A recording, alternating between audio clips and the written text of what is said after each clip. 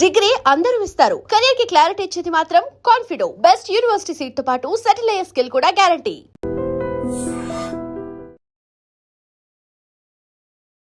నమస్కారం, నా పేరు డాక్టర్ షగుఫ్తా. నేను న్యాచురోపతి డాక్టర్ని. ఈ మధ్య కాలంలో మలబద్ధక సమస్య అండి, కాన్స్టిపేషన్ అధికంగా అయిపోయింది. చిన్న పిల్లల దగ్గర నుంచి పెద్దవాళ్ళలో వరకు. అసలు మా పిల్లలు ఒక 1 వీక్ అయింది మోషన్కి వెళ్ళి, 10 days అయింది మోషన్కి అనే వాళ్ళు కూడా చాలామంది అయిపోయారు. ఎందుకంటే ఇప్పుడు సమ్మర్ హాలిడేస్ స్టార్ట్ అయ్యాయి.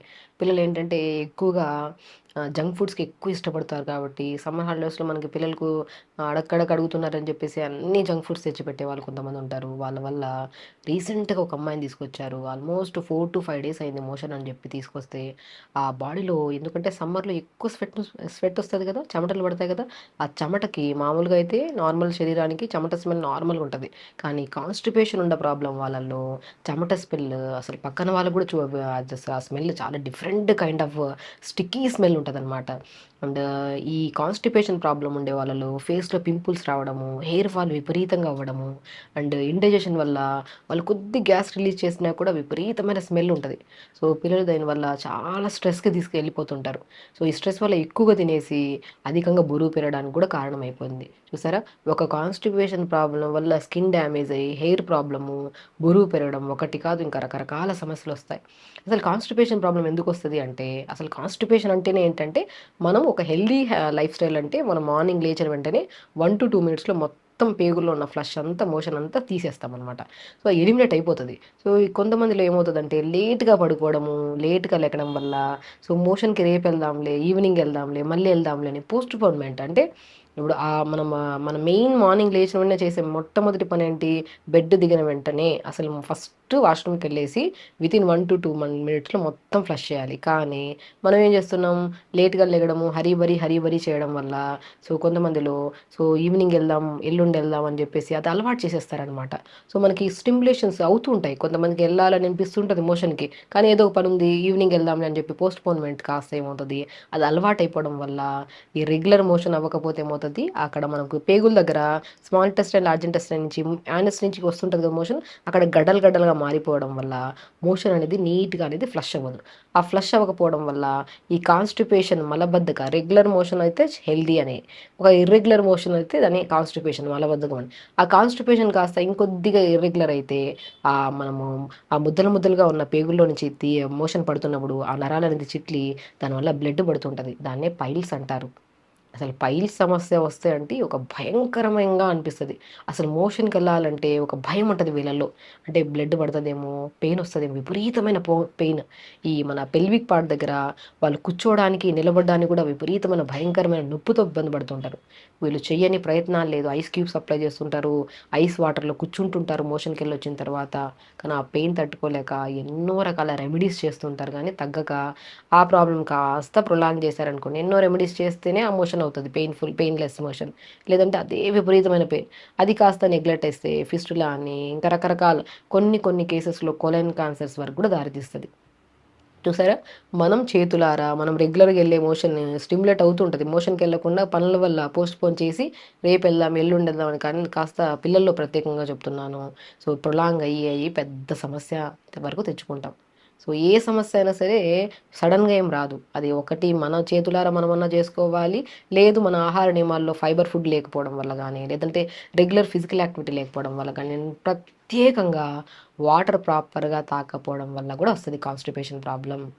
సో మా మెయిన్ థింగ్, ఎన్ని రకాల సమస్యలైనా సరే ఒక మనిషికి ఖచ్చితంగా ప్రాపర్ వాటర్ లేకపోతే, లూబ్రికేషన్ మనకి ప్రాపర్ మనం నీళ్ళు సరిగా తాగలేకపోతే ఫుడ్ అనేది ఏమవుతుంది, సాలిడ్ లాగా అయిపోయి ఆ సాలిడ్ కాస్త పేగుల్లోకి పోవాలంటే కొద్దిగా ఫ్రీ ఉండాలన్నమాట, నీట్గా ఉండాలి. ఆ నీట్ అవ్వాలంటే ప్రాపర్ వాటర్ ఉండాలి.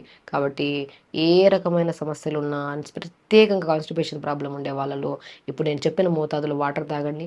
మీరు చేసే ఏ రెమెడీ కూడా పనికిరాదు. బట్ ఈ వాటర్ ఇలా విధానంలో తీసుకుంటే మార్నింగ్ లేచిన వెంటనే వద్దన్నా సరే మీరు అసలు ఆ స్టిమ్యులేషన్ ఆగదు. మీరు ఏ పని ఉన్నా సరే పని పోస్ట్ పోన్ చేస్తారేమో కానీ మోషన్ పోస్ట్ పోన్ చేయరు. అలా ఉంటుంది అనమాట. ఇలా ఈ పద్ధతిలో మనం వాటర్ తాగితే. సో ఈ వాటర్ ఎలా తాగాలంటే మార్నింగ్ నుంచి 11 వరకు 1 లీటర్ తాగాలి. చాలామంది లేచిన వెంటనే 1 లీటర్ వాటర్ తాగేసి అలవాటు చేసేస్తూ ఉంటారు అనమాట. ఆ 1 లీటర్ గోరువెచ్చని వాటర్ తాగేస్తూ ఉంటారు. సో దానివల్ల రాను కిడ్నీ ప్రాబ్లమ్స్ వచ్చే ఛాన్సెస్ కూడా ఉంటాయి. ఒక మనిషి ఇప్పుడు మనము ఈ మార్నింగ్ బ్రేక్ఫాస్ట్లో ఇంత, లంచ్లో ఇంత, డిన్నర్ ఇంత ఫుడ్ తింటాం. ఒక 3 పూట్ల ఫుడ్ ఒకటేసారి వేస్తాము, స్టమక్ హెవీ అయిపోదు. సేమ్ ఎగ్జాక్ట్లీ మనము ఒక ఒక 2-3 గంటల్లో తాగాల్సిన వాటర్ ఒకటేసారి వేసేస్తే కిడ్నీకి ఓవర్ బర్డెన్ అయిపోతుంది కదా. సో బేసిక్ థింగ్ అందరికీ సింపుల్ నాలెడ్జ్ ఉండాలి. కాబట్టి ఎప్పుడైనా సరే వాటర్ని ఒకే రకంగా కాకుండా ఒకేసారి అంతంత తాగకుండా మార్నింగ్ నుంచి 11 వరకు కొద్దిగా డివైడ్ చేసుకుంటూ ఒక 1 లీటర్ ఫినిష్ చేసి 11 టు 1 లీటర్ 12 వరకు 1 లీటర్. సో మళ్ళీ 11 టు 12 ఆర్ 1 వరకు ఒక 1 లీటర్, 1 టు 4 వరకు కొద్దిగా డివైడ్ చేసుకొని ఒక 1 లీటర్ వరకు, 4 టు 7 వరకు అలాగా ఎలాగైనా సరే అట్లీస్ట్ కొద్దిగా డివైడ్ చేసుకుంటూ ఎవ్రీ 1.5 అవర్కి ఒకసారి కానీ 1 అవర్కి ఒకసారి కానీ ఇలా వాటర్ని ఇలా తీసుకుంటుంటే ఒక 3.5 టు 4 లీటర్స్ వరకు వాటర్ ఫినిష్ చేస్తే వాటర్ ప్రాపర్గా ఉండి అండ్ మనము తిన్న తర్వాత కానీ తిన్నాక ముందు కానీ కొద్ది గ్యాప్ ఇవ్వాలి వాటర్ తాగడానికి కూడా. సో అలా మనం తింటూ ముద్దకు కూడా వాటర్ తాగితే సో వాళ్ళలో కూడా కాన్స్టిపేషన్ ప్రాబ్లం పక్కన పెట్టండి, అసలు వాళ్ళు తిన్న వెంటనే మోషన్కి వెళ్ళిపోతుంటారు ముద్దకి వాటర్ తాగండి. అదొక టైప్ ఆఫ్ ఆ టైప్ ఆఫ్ ప్రాబ్లం ఉండే వాళ్ళలో ఎమీబియాసిస్ అనే ఒక ఇష్యూ వస్తుంటుంది. పేగుల్లో ఈ బ్యాక్టీరియల్ ఇన్ఫెక్షన్స్, ఈ వైరల్ ఇన్ఫెక్షన్స్ ఎక్కువ వస్తుంటాయి అనమాట. సో కాబట్టి ఎప్పుడైనా సరే వాటర్ని ఇలా డివైడ్ చేసుకుని వాటర్ తాగి మనం ఫుడ్లో ప్రత్యేకంగా ఫైబర్ ఎక్కువ తీసుకోవాలి. లైక్ ఫైబర్ ఫుడ్స్ అంటే మనం ఆకుకూరలు, ఇప్పుడు మనం ఆకుకూరలు రెగ్యులర్గా తీసుకుంటారా పిల్లలు అంటే అస్సలు మా పిల్లలు ఆకుకూరలే తినరండి అంటారు. ఆకుకూరలు తినకపోతే ఖచ్చితంగా కంటి సమస్యలు వస్తాయి, కాన్స్టిపేషన్ ప్రాబ్లమ్స్ కూడా వస్తాయి. సో ఆకుకూరల్ని మనం ఒక మీల్ అంటే లంచ్లో పిల్లలు కానీ మనకు కానీ ఎప్పుడైనా సరే మంచిగా ఇంత బ్రౌన్ రైస్, ఇంత vegetables with combination of paneer curry కొద్దిగా, లైక్ విత్ ఏదైనా ప్రోటీన్ కాంబినేషన్లో కర్రీ, ఒక ఆకుకూర ఫ్రై ఇలా కంప్లీట్ మీల్లో తిన్నామనుకోండి. దాంతోపాటు మనం లంచ్ చేసిన ఒక 15 to 20 మినిట్స్ తర్వాత పల్చని మధ్యలో కొద్ది జీలకర్ర కలుపుకొని తాగండి. ఇలా మీల్ తీసుకుంటే ఎందుకు డైజెషన్ అవ్వదు, ఎందుకు కాన్స్టిపేషన్ ప్రాబ్లం వస్తుంది అంటే ఖచ్చితంగా లంచ్ తర్వాత కానీ డిన్నర్ తర్వాత కానీ ప్రతి ఒక్కరికి నేను ప్రత్యేకంగా చెప్తాను, పల్చటి మజ్జిగ తాగండి, దాంట్లో కొద్ది జీలకర్ర పౌడర్ కలుపుకొని తాగండి. 100% మీకు కాన్స్టిపేషన్ ప్రాబ్లం రాదు. అండ్ ప్రత్యేకంగా ఎవ్వరికి మనకి చాలా మందిలో చూస్తుంటారు గట్ ఇష్యూస్ ఎక్కువ ఉంటాయి. అంటే వెళ్తే రోజుకు 4-5 సార్లు మోషన్కి వెళ్తారు, లేకపోతే ఒక 3-4 రోజుల వరకు మోషన్కి వెళ్ళరు. వెళ్ళిన మోషన్ టైట్గా వస్తుందని చెప్పి బాధతో వాళ్ళు కావాలని చెప్పేసి వాళ్ళ రకరకాల సిరప్స్ వాడుతుంటారు, మెడిసిన్స్ వాడుతుంటారు. సో ఈ గట్ ప్రాబ్లమ్స్ అస్సలు మనం ఎవ్రీడే మార్నింగ్ లేచిన వెంటనే ఒక డ్రాప్ ఆఫ్ వాటర్ తాగకుండా మోషన్కి వెళ్ళి వితిన్ 1 to 2 మినిట్స్లో ఫ్లష్ చేసే వచ్చే వాళ్ళే హెల్దీ అంటాను. అలా హెల్దీ ప్రాసెస్ అవ్వాలంటే మనము లంచ్ని ఇలా ప్రాపర్ మీల్ లాగా ప్లాన్ చేసుకొని దాంతోపాటు మజ్జిగ, ఆ మజ్జిగలో డెఫినెట్గా ఒకరోజు జీలకర్ర పౌడరు, ఒక్కొక్క రోజు అవిసె విత్తనాలు ఉంటాయి కదా ఫ్లాక్ సీడ్స్, ఆ ఫ్లాక్ సీడ్స్లో కూడా అద్భుతమైన ఒమేగా 3 ఫ్యాటీ యాసిడ్స్ ఉంటాయి, జిగురు పదార్థం ఎక్కువ ఉంటుంది కాబట్టి అది కూడా మోషన్ సాఫ్ అవ్వడానికి చాలా మంచిగా దోహదపడుతుంది అనమాట. కాబట్టి లంచ్ తర్వాత అండ్ పల్చటి, అది కూడా ఇమ్మీడియట్ కాకుండా 15 to 20 మినిట్స్ తర్వాత పల్చటి మధ్యలో మధ్యాహ్నం లంచ్ తర్వాత పోనీ జీలకర్ర పౌడర్ పావు స్పూన్ కలుపుకొని తాగండి. డిన్నర్ తర్వాత మజ్జిగలో పావు స్పూను మన అవిసె విత్తనాల పౌడర్ కలుపుకొని తాగండి. మంచిగా అసలు గట్ ప్రాబ్లమ్స్ అనేవి మనకు ఉండవన్నమాట. సో మనం వాటితో పాటు ఆకుకూరలు రెగ్యులర్గా తీసుకోండి.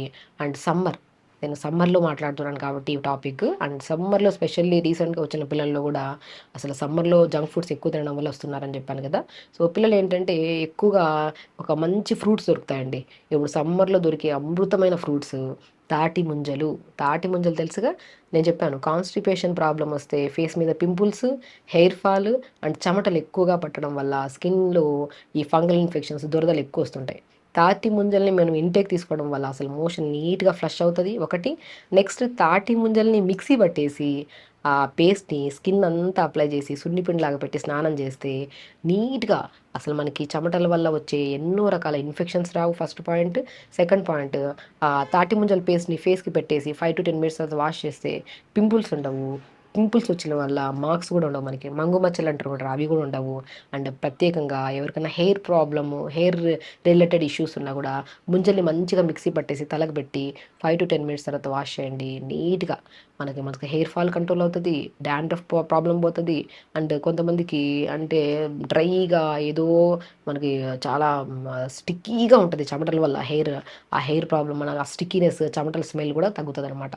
చూసారా, మనము కాన్స్టిపేషన్ ప్రాబ్లం రావడం వల్ల హెయిర్ డ్యామేజ్ అవుతుంది, స్కిన్ డ్యామేజ్ అవుతుంది, అండ్ స్పెషల్లీ పింపుల్స్ ఎక్కువ వస్తుంటాయి. కాబట్టి ఇంటేక్ తీసుకుంటే తాటి ముంజల్ని మనకి మోషన్ సాఫ్ అవుతుంది, ఎక్స్టర్నల్ అప్లై చేసుకుంటే స్కిన్ గ్లో ఉంటుంది, హెయిర్ గ్లో ఉంటుంది. చెమటలు పట్టినా కూడా ఆ చెమటల వల్ల వచ్చే ఎన్నో రకాల ఇన్ఫెక్షన్స్ మనం రాకుండా కాపాడుకోవచ్చు. ఒక కాన్స్టిపేషన్ ప్రాబ్లం, మలబద్ధక సమస్యని ఎప్పుడు ఏ సీజన్లో అయినా సరే నెగ్లెక్ట్ చేయకండి. మన ప్రకృతిలో మనకి ఒక బ్రహ్మాండమైనది ఏంటంటే ఒక సీజనల్ ఫ్రూట్స్ అని దొరుకుతాయి. ఆ సీజనల్ ఫ్రూట్స్ని మనం రెగ్యులర్గా తీసుకుంటూ, వాటర్ ఇంటేక్ని ప్రాపర్గా పెంచుకుంటూ, ఆకుకూరలు రెగ్యులర్గా తీసుకుంటూ, అండ్ కాన్స్టిపేషన్ ప్రాబ్లం ఉండేవాళ్ళు ఖచ్చితంగా మార్నింగ్ లేచాక ఒక హాఫ్ అన్ అవర్ యోగా. తొందరగా లేచామనుకోండి మంచిగా మోషన్స్ ఆఫ్ అవుతుంది, టైం దొరుకుతుంది, యోగా చేసుకుంటాం, టైంకి ఫుడ్ తింటాము, టైంకి మంచి ఫ్రూట్స్ తింటాం, సీజనల్ ఫ్రూట్స్. అప్పుడు అసలు ఈ సమస్యలే ఉండవు మనకి. కాబట్టి ఒక కాన్స్టిపేషన్ ప్రాబ్లం వల్ల ఎన్నో రకాల ప్రాబ్లమ్స్ వస్తాయి. అవి రాకుండా మనం కాపాడుకోవాలంటే ఒక లైఫ్ స్టైల్ని హ్యాపీగా ఫస్ట్ మనకు మనం చెయ్యాలన్న ఇంట్రెస్ట్తో మనం చేయాలి. ఇప్పుడు మనం చెప్పిన ఈ పాయింట్స్ అన్నీ ఒక కాన్స్టిపేషన్ ఉండే వాళ్ళే కాకుండా ఎన్ని రకాల సమస్యలు ఉన్నా, మీకు ఏ సమస్య ఉన్నా సరే ఈ ప్రాసెస్ని మనం ఫాలో అయితే అసలు కాన్స్టిపేషన్ రాదు, కంటి సమస్యలు రావు, హెయిర్ హెల్తీగా ఉంటుంది, స్కిన్ హెల్తీగా ఉంటుంది, ఇమ్యూనిటీ బూస్టర్గా కూడా ఉంటాం అనమాట. కాబట్టి ఇవన్నీ చేయండి, హెల్తీగా ఉండండి, హ్యాపీగా ఉండండి. నమస్కారం. Sir, one life lesson what medicine has taught you. Whatever you can do without expecting. But I really believe మన పాజిటివ్ యాటిట్యూడ్ ఉంటేనే మనం ఏదైనా సాధించగలం. గట్ని మనం కరెక్ట్గా డీల్ చేసినట్లయితే అది మనకి పాజిటివ్ హార్మోన్స్ని రిలీజ్ చేస్తుంది. షుగర్ వచ్చిన వాళ్ళ పరిస్థితి ఏంటి? పొట్ట దగ్గర పెరిగితే దాన్ని ఆండ్రాయిడ్ అంటారు, ఆండ్రాయిడ్ ఫోన్ కదా. అసలు థాట్స్ ఎందుకు వస్తాయి? బ్రెయిన్ డెడ్ అంటే దానికి ప్రపంచం అంతా కూడా కొన్ని నిర్దిష్టమైనటువంటి లక్షణాలు ఉన్నాయి. మానసికంగా ధైర్యంగా ఉంటే క్యాన్సర్ జయించవచ్చు. You are a doctor for a cause sir, అంతే. వాళ్ళకు వచ్చిన ఆదాయం కాకుండా ఫ్రీ సర్వీస్ ఎంతమందికో చేస్తారు.